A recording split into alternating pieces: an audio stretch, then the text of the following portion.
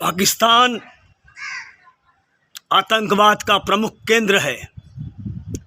अगर दिन दहाड़े शहरों में आतंकवादी अड्डे चल रहे हों, भर्तियां एवं वित्त पोषण हो रहा हो, तब वास्तव में आप बताइए कि क्या पाकिस्तान की सरकार को इसकी जानकारी नहीं होगी कि क्या हो रहा है।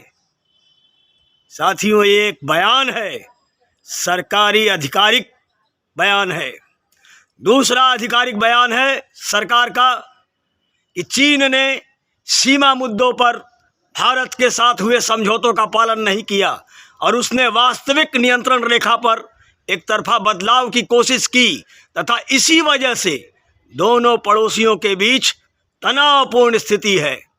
और तीसरा बयान जो आपने अभी सुना कि हम युद्ध में यकीन नहीं रखते, लेकिन अगर हमारे ऊपर युद्ध थोपा गया तो हम लड़ेंगे। हम यह सुनिश्चित कर रहे हैं कि देश सभी खतरों से सुरक्षित रहे और हमारे सशस्त्र बल पूरी तरह से तैयार हैं।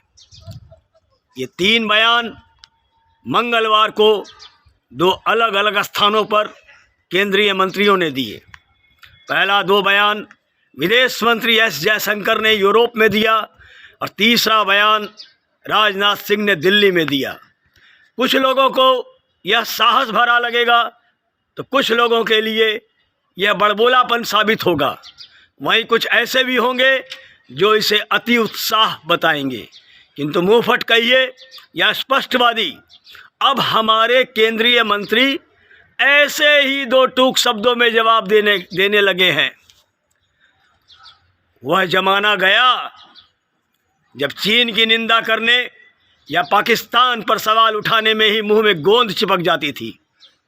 अमेरिका जैसे देशों को आईना दिखाना तो दूर की बात, किंतु पिछले दिनों हमारे विदेश मंत्री ने अमेरिकी विदेश मंत्री के साथ बैठकर कह भी दिया कि भारत किसी के दबाव में काम नहीं करेगा। हम रूस से सस्ता तेल आयात करते रहेंगे क्योंकि हमें अपने 140 करोड़ लोगों के बारे में सोचना है। दूसरे देश क्या सोचते हैं, हमें इससे कोई फर्क नहीं पड़ता। भारत अपने निर्णय अपने हित को देखते हुए लेगा। उन्होंने यूरोप को फटकार लगाते हुए कह दिया था कि हम पर सवाल उठाने वाले पहले अपने गिरेबान में झांकें। हम रूस से पूरे वर्ष में जितना तेल आयात करते हैं उतना तेल तो यूरोप एक दोपहर में ही आयात कर लेता है।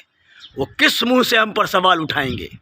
प्रधानमंत्री नरेंद्र मोदी हो, विदेश मंत्री जयशंकर हो, रक्षा मंत्री राजनाथ सिंह हो या फिर आवासीय और शहरी विकास मामलों के मंत्री हरदीप सिंह पुरी, सबने अंतर्राष्ट्रीय मंचों पर भारत की ओर से एकदम स्पष्ट भाषा में जवाब दे दिया है। विशेषकर रूस और यूक्रेन युद्ध को लेकर जब जब भारत पर रूस को रोकने के लिए दबाव डालने का प्रयास किया गया, इन्होंने स्पष्ट कह दिया कि हम युद्ध के पक्ष में नहीं हैं, किंतु इससे पहले भी अनेक देश दूसरे देशों पर हमले करते रहे। पहले जब हमारे नेता विदेशों में जाते थे तो उनके हाव भाव, चाल चलन, बातचीत में एक बेचारगी नजर आती थी। देखकर पता चलता था कि विदेशों में खुद को और अपने देश को कमतर समझते हैं। किंतु मोदी सरकार के सत्ता में आने के बाद यह बदलाव न केवल भारत, विदेशों में रह रहे भारतीयों, बल्कि पूरे विश्व ने महसूस किया है कि अब भारत आत्मविश्वास और स्वाभिमान से भरपूर है। आत्मविश्वास से भरपूर यह नया भारत है। यह परिवर्तन यूं ही नहीं आ गया, बल्कि भारत ने इसके लिए प्रयास किया। अपनी सबसे बड़ी शक्ति, अपनी युवा पीढ़ी की ताकत को पहचाना और अनेक प्रकार की योजनाओं के माध्यम से उसके सही उपयोग का प्रयास किए। और इन्हीं योजनाओं के दम पर सन 2022 में भारत ने 22 यूनिकॉर्न यानी कि $1 अरब कीमत वाले स्टार्टअप पैदा कर दिए, जबकि चीन मात्र 7 ऐसे स्टार्टअप पैदा कर पाया। 2021 में भारत की संख्या 44 थी, जबकि चीन की थी 28।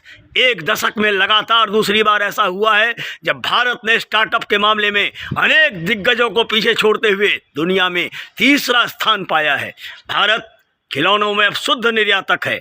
आधी दुनिया भारत में बनी दवाइयाँ खा रही हैं। अनेक देश अब भारत से हथियार खरीदने लगे हैं। श्रीलंका जैसे देश जो कर्ज में फंसा है, हमारा भारत उसकी आर्थिक मदद कर रहा है। अरे बाबा, यह तो नए भारत की अभी शुरुआत है।